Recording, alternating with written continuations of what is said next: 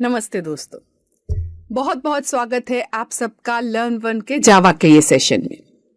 हम डिस्कस करेंगे आज एक स्पेशल टाइप का इटरेटिव स्टेटमेंट जो कि है for each iterative statement. For तो हमने देखा था, आज हम क्या देखेंगे? For each. ये जो फॉर ईच है उसमें स्पेशलिटी क्या है कि वो पहले से ही जावा में नहीं था। जब जावा का पहला वर्जन आया तब भी नहीं था, सेकेंड वर्जन आया तब भी नहीं था। वो इंट्रोड्यूस कब हुआ? जावा 1.5 के साथ। तो जावा 1.5 के साथ फॉर ईच स्टेटमेंट का इंट्रोड्यूस हुआ। ये कब यूज कर सकते हैं?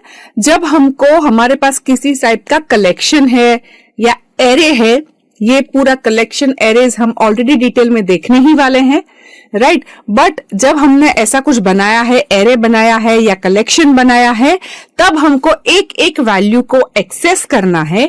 उस केस में वाइल, डू वाइल, फॉर, ये तीन जो हमने लिखे उससे तो हो ही सकता है, लेकिन और प्रोग्रामर की लाइफ और सिंपल करने के लिए ये फॉर ईच लूप का इंट्रोडक्शन हुआ था, है ना। इसके अंदर हमको क्या करना है? कोई कंडीशन कुछ नहीं लिखना है, कुछ इनिशियलाइजेशन नहीं करना है। एक स्टेटमेंट से अगर कलेक्शन बनाया है, एरे बनाया है, तो उसके सारे के सारे हमको अगर एक्सेस करना है एलिमेंट्स, तो हम इसको कर सकते हैं। उसका नॉर्मल सिंटेक्स क्या है? नॉर्मल सिंटेक्स जैसे फॉर लिखते हैं वैसे हमको फॉर लिखना है, और फिर जिस डेटा टाइप का हमको वेरिएबल चाहिए वो डेटा टाइप, वेरिएबल कॉलन करके जिसको इटरेट करना है, एरे, कलेक्शन जो बनाया है उसका नाम, और फिर ब्लॉक शुरू कर देना है। प्रोग्रामेटिकली देखेंगे तो ज्यादा क्लियर आएगा, बट नॉर्मल सिंटेक्स क्या है? फॉर के बाद जो हम पैरेंथेसिस रखते हैं, पैरेंथेसिस में हमको क्या करना है? पैरेंथेसिस में variable name colon data type, मतलब एरे और डेटा टाइप के साथ। प्रोग्रामेटिकली हम देखें तो मैंने यहां पर एक मेरा कलेक्शन बोल सकते हैं, मोर स्पेसिफिकली एरे। तो मैंने एक एरे बनाया है माई लिस्ट नाम का, जिसके अंदर कुछ इंटीजर्स है 10, 11, 12, 13, 14, मतलब 5 इंटीजर्स मैंने रखे हैं। अब मुझे क्या करना है? ये 5 इंटीजर्स को प्रिंट करवाना है। फॉर लूप लेके मैं कर ही सकती हूँ, डू वाइल से भी कर सकती हूँ, वाइल से भी कर सकती हूँ, लेकिन ये तीन एक्सप्रेशन में हमको ये तीन जो इटरेटिव स्टेटमेंट्स है उसमें 3 एक्सप्रेशन रखने पड़ते हैं। इनिशियलाइजेशन, टेस्ट वाला, और इंक्रीमेंट या डिक्रीमेंट, राइट। यहां पर जब हम फॉर ईच, इसको फॉर ईच कहते हैं, तो फॉर लिख के फिर हमको क्या करना है? यहां पर इंट ईएलई, ये कोई भी वेरिएबल का नाम है, कॉलन करके जो भी आपका कलेक्शन, एरे, जिसको भी आपको ट्रावर्स करना है उसका नाम, ब्लॉक बनाना है। इसमें से एक एक वैल्यू इसमें ईएलई में आती जाएगी, राइट। डेमोन्स्ट्रेट करके भी देख लेते हैं इसको, राइट। यहां पर हम बनाएंगे क्लास, सेव कर लू पहले। सो इसका नाम मैं दूंगी for each demo dot java, right. So class for each demo, method कौन सी? Public static void main. एक पैरामीटर किस टाइप का? स्ट्रिंग, स्ट्रिंग का एरे बोलते हैं इसको। एरे बना दिया। अब यहां पर हम क्या रखेंगे? यहां पर मैंने एक कलेक्शन बना दिया। सपोज इसका नाम में ये भी मुझे एरे बनाना है, तो मैंने स्क्वायर ब्रैकेट्स, इतना पता चल गया ना, स्क्वायर ब्रैकेट मतलब एरे, तो एरे बना दिया। अब यहां पे मैं बना रही हूं माई लिस्ट। माई लिस्ट में मैं कुछ वैल्यूज डाल रही हूं, 11, 12, 13, 14, 15। अब मुझे ये एक एक वैल्यू को प्रिंट करवाना है। फॉर इन, एक एक वैल्यू मुझे वैल में रहेगी, माई लिस्ट, और फिर यहां पे मैं क्या करूंगी? यहां पर simply system dot out dot print LN, और यहां पर वैल। ये मेरा मेन खत्म हुआ, ये मेरा क्लास खत्म हुआ। इसको मैंने सेव कर दिया, राइट। अब मैं क्या कर रही हूं? अब मैं इसको रन करूंगी। सो कंपाइल करेंगे पहले, और कंपाइल करके फिर रन करेंगे। So I will start compilation. So compilation मतलब java C for each demo dot java, compile हो गया, java for each demo dot class. तो यहां पर 11, 12, 13, 14, 15 प्रिंट हो गया, राइट।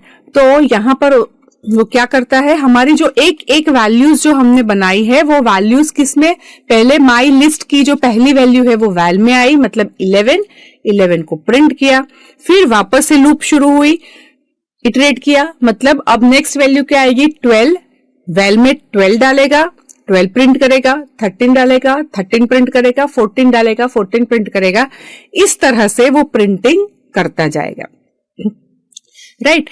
तो यहां पर एक एक वैल्यू जब भी किसी भी टाइप का कलेक्शन हो, जरूरी नहीं है कि इंटीजर का अरे है, स्ट्रिंग का, कुछ किसी भी टाइप का कलेक्शन हो, उसको हमें करना है, तो हम यहां पर इस तरह से फॉर ईच बोलते हैं इसको। ये सारे एरे एलिमेंट्स का समेशन करना है, तो मैं क्या करूंगी, यहां पर सम इज इक्वल टू 0 खाली करेंगे पहले इसको, और फिर यहां पर मैं क्या करूंगी, यहां पर मैं करूंगी सम प्लस इक्वल टू वेल, और फिर लास्ट में मुझे क्या करना है, मेरी लूप खत्म हो गई, तो यहां पर सिस्टम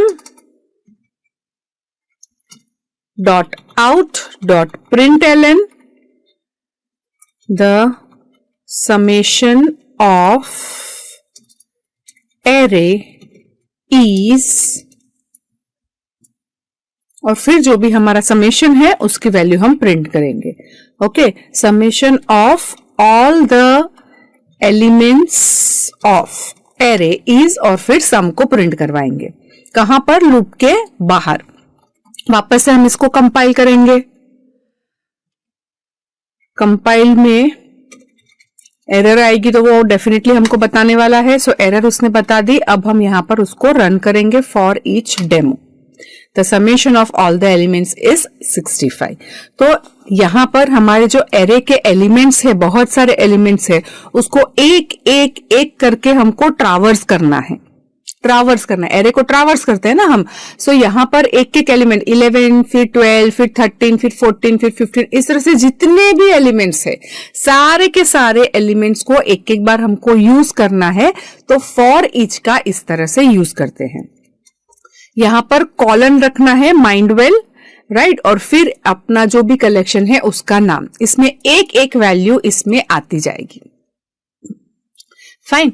सो ये हम चीज किसी भी तरह से कर सकते हैं, डू वाइल से, वाइल से या फॉर से, लेकिन फॉर ईच से कुछ इनिशियलाइजेशन नहीं करना है, कुछ टर्मिनेटिंग कि भाई जितने एलिमेंट्स है पहले काउंट कराओ कि कितने एलिमेंट्स है, उतनी बार ही लूप चलनी चाहिए, ऐसा कुछ भी नहीं होता है इसमें, राइट। अदरवाइज अगर ये फॉर ईच अवेलेबल नहीं होता तो हमको यहां पर वो तीनों तीन करना पड़ता, राइट। हमको क्या करना पड़ता, int i is equal to 0, फिर यहां पर क्या लिखते हैं, फॉर, या फिर यहां पर फॉर से भी वही चीज कर सकते हैं, तो यहां पर हम लिखते हैं for int i is equal to 0, जब तक आई जो है वो हमको पता है इसमें 5 एलिमेंट है, तो आई लेस देन 5, फिर आई प्लस प्लस, और फिर यहां पर हम क्या करेंगे, यहां पर हम प्रिंट करवाएंगे या समेशन कर रहे हैं, तो sum plus equal to my list, और फिर आई, राइट। अब यहां पर मैं इसको कंपाइल करूंगी, सेमीकोलन की वजह से एरर थी, राइट। मैं इसको कंपाइल करूंगी, रन करूंगी, तो यहां पर हमारा आया टोटल समेशन 65। लेकिन यहां पे क्या है, मुझे पहले इनिशियलाइज करना पड़ता है, फिर टर्मिनेट करवाना पड़ता है, और फिर इस तरह से एरे नोटेशन यूज करके उसको एक एक को एक्सेस करना पड़ता है। उसकी जगह पे ये हमारी लाइफ क्या है, सिंपल हो गई। ये एक एक एलिमेंट जितने भी होंगे अपने आप से वैल में आता जाएगा, कितने एलिमेंट से उतनी बार लूप चलाओ, ये सब कुछ भी नहीं करना है, राइट। तो इट विल मेक अस या प्रोग्रामर टू कॉन्सेंट्रेट, खाली हम कॉन्सेंट्रेट कर सकते हैं अपना कोर लॉजिक पे, राइट। सो आई होप ये फॉर ईच जो मैंने बताया आप लोगों को वो आपको क्लैरिटी के साथ समझ में आया हो।